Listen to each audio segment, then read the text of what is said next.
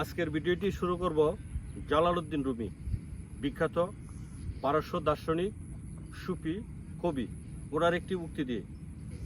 তুমি যদি দেখতে পাও তোমার জীবনের ফসলের মাঠ শূন্য হয়ে গেছে, তবে বিষণ্ণ হয়ো না।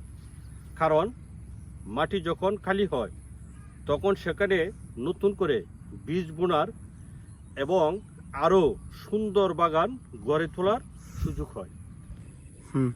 কৃষক যখন তার ক্ষেতের সমস্ত ফসল কেটে গড়ে তোলেন, এই যে ক্ষেতগুলা দেখায়, কৃষক আসলে এই যে যতগুলো জমি আছে কৃষক সবাই তার ক্ষেতে ধানগুলো কেটে ফেলছে, একদম শূন্য হয়ে পড়ে আছে। যে জমি কিছুদিন আগেও সবুজ আর সোনালিতে ভরপুর ছিল, আর সে একাকী নিঃসঙ্গ। কিন্তু এই খালি জমিটি আমাদের কি শিক্ষা দেয়? সে তার মালিককে একের পর এক ফসল দিয়েই যাচ্ছে, তার মাঝখানে কিছুদিনের জন্য নিজেকে বিলিয়ে দিয়ে সে নীরব বিরতি নিচ্ছে। এই যে জমিগুলো দেখেন, এগুলো আসলে সবগুলাই কি বলবো আমরা, সবুজ ছিল। কৃষক এখন তার ফসল কেটে ফেলছে, পুরাটাই সবুজ। এই শূন্যতা কিন্তু চিরস্থায়ী নয়। মাঠ যেমন বিরতির দিনগুলোতে মাটির ভেতরের পুষ্টি আর উর্বরতা বাড়িয়ে ফিরিয়ে আনতে, আগামী দিনের ফসল আরো ভালো করতে। আমাদের মানুষের জীবনও ঠিক এই ফসলের মাঠের মতোই। আমরা দিন রাত সংসার, সমাজ, পরিবার আর কেরিয়ার জন্য নিজেদের উজাড় করে দেই।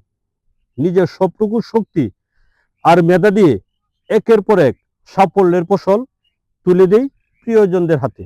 কিন্তু দিতে দিতে এক সময় আমাদের শরীর, মন এই মাঠের মতোই ক্লান্ত, শুষ্ক আর শূন্য হয়ে পড়ে।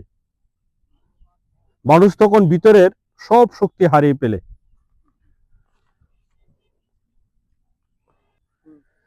এই শূন্যতা কিন্তু চিরস্থায়ী নয়। এই যে দেখতে পাচ্ছেন যে পুরোটা মানে কি বলবো আমরা, মাটি পুরা শূন্য। এখন সব ক্ষেতগুলা কেটে ফেলছে কৃষক। মাঠ যেমন এই বিরতির দিনগুলোতে মাটির ভিতরে পুষ্টি আর উর্বরতা আবার বাড়িয়ে আনে, যাতে আগামী দিনে আরো ভালো ফসল দিতে পারে।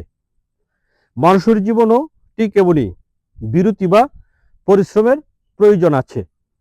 জীবন থেকে কিছুদিনের জন্য একটু থমকে থাকা, একটু একা একা মানে হেরে যাওয়া নয়, এটি হলো নিজের ভিতরের শক্তিকে আরো মানসিক শক্তি আর অনুপ্রেরণা যোগায়। রোমান কবি ও দার্শনিক ওভিড বলেছিলেন, যে জমিতে মাঝে মাঝে বিরতি বা বিশ্রাম দেওয়া হয় সেই জমি পরবর্তীতে সবচেয়ে সুন্দর ও সমৃদ্ধ ফসল উপহার দেয়। হ্যাঁ বন্ধুরা, আমাদের জীবনেও যখন ক্লান্তি আসবে, 4-5টা শূন্য হয়ে পড়বে, তখন ভেঙে পড়বেন না। মনে রাখবেন, এই বিরতিটি আপনার জীবনে নতুন আরো শক্তিশালী অধ্যায়ের প্রস্তুতি মাত্র। আজকের ভিডিওটি শেষ করব জীবনানন্দ দাশ, রূপসী বাংলার কবি, ওনার একটি উক্তি দিয়ে। সবুজ পাতা হলুদ হলো, মাঠ হলো আজ শূন্য, তবু জানি মাটির বুকে স্বপ্ন আছে বন্য। এই তো জীবন, ফুরিয়ে গেলে আবার জেগে ওঠা। শূন্য মাঠের নীরবতার বুকে লুকিয়ে আছে নতুন চারা পোঁতা।